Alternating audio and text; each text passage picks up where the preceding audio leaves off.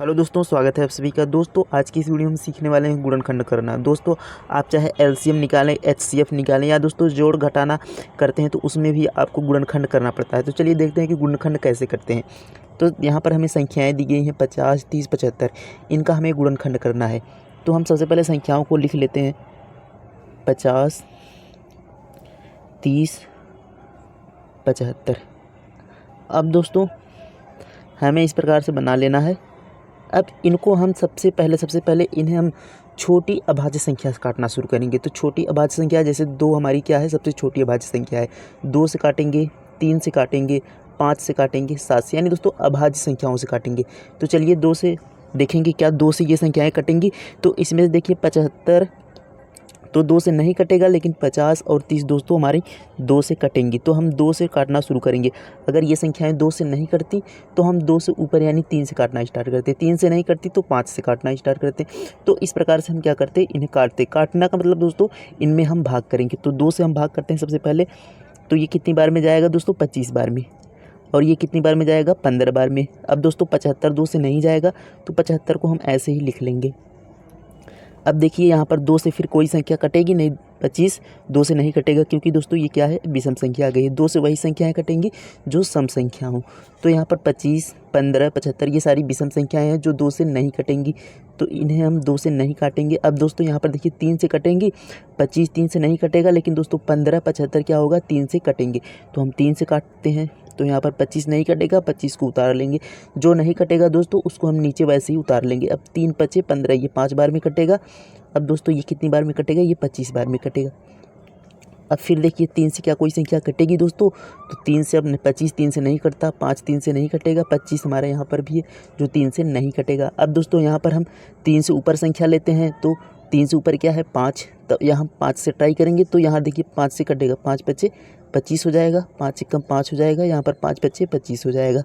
अब दोस्तों यहाँ पर देखिए 5 5 है, तो हम एक बार फिर 5 से काटते हैं। तो 5 1 5, 5 1 5, 5 1 5। दोस्तों हम तब तक इन्हें काटेंगे जब तक कि लास्ट में 1 ना आ जाए। अब दोस्तों ये हमारा लास्ट में 1 आ गया, यानी हमारा गुणनखंड जो है वो हो गया है। तो इसे हम लिख सकते हैं दोस्तों 2 गुणा 3 गुणा 5 गुणा 5। तो ये हमारा दोस्तों होगा गुणनखंड। इस प्रकार से हम क्या करते हैं, गुणनखंड करते हैं। तो उम्मीद है दोस्तों ये आपको समझ में आया होगा। तो चलिए एक और क्वेश्चन देते हैं। तो यहाँ पर देखिए है 65 20 40 55। इसका भी हमें क्या करना है, गुणनखंड करना है। तो यहाँ पर हम लिख लेते हैं। तो 65 20 40 55। अब दोस्तों हमने बताया सबसे पहले क्या काटेंगे, 2 से। सबसे पहले 2 से काटना शुरू करेंगे। तो यहाँ पर देखिए 2 से कटेगा, तो यहाँ पर 20 और 40 2 से कटेंगे। तो हम 2 से काटना शुरू करेंगे। तो यहाँ पर 65 नहीं कटेगा, 65 को उतार लेंगे। ये 10 बार में कटेगा दोस्तों, और हमारा 40 2 दूना 4 यानी 20 बार में ये कट जाएगा। और यहाँ पर हम 55 को उतार लेते हैं। अब 2 से फिर काटते हैं दोस्तों, क्योंकि हमारा 10 और 20 अभी 2 से कटेंगे। तो यहाँ पर 65 नहीं कटेगा, उतार लेंगे। 2 5 10, 2 दहा में 20, और यहाँ पर 55।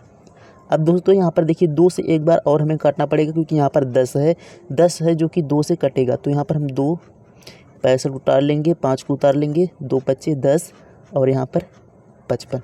अब दोस्तों यहाँ पर देखिए 65 5 5 55, यानी दोस्तों ये सारी विषम संख्याएं हैं जो कि 2 से नहीं कटेंगी। दोस्तों हम क्या करेंगे, 5 से काटेंगे। तो यहाँ पर देखिए 5 1 5 और 1 हासिल, 5 3 15, 5 1 5 5 1 5, और ये दोस्तों हमारे 11 बार में कट जाएगा। अब देखिए यहाँ पर दोस्तों ये 13 है, यहाँ पर 11 है। ये दोनों क्या है दोस्तों, अभाज्य संख्या है। तो यानी ये अपने आप से ही कटेंगे। तो हम 11 से पहले काट लेते हैं। तो यहाँ पर आ जाएगा 13 1 1, यहाँ पर 1 आ गया। अब दोस्तों 13 है, 13 जो कि किसी संख्या से नहीं कटेगा, स्वयं से कटेगा।